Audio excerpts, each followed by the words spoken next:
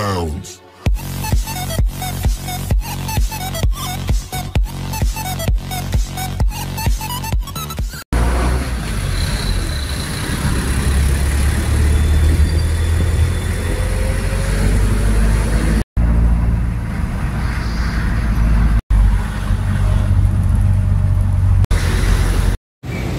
Okay, so nandito po tayo sa may pagitan ng Sanha Mayor at saka ng Biga.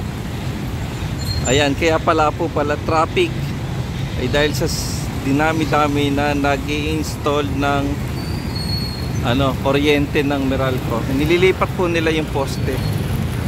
Ayan.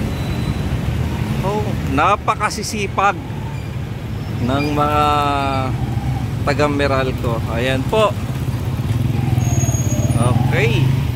So maraming salamat Meralco.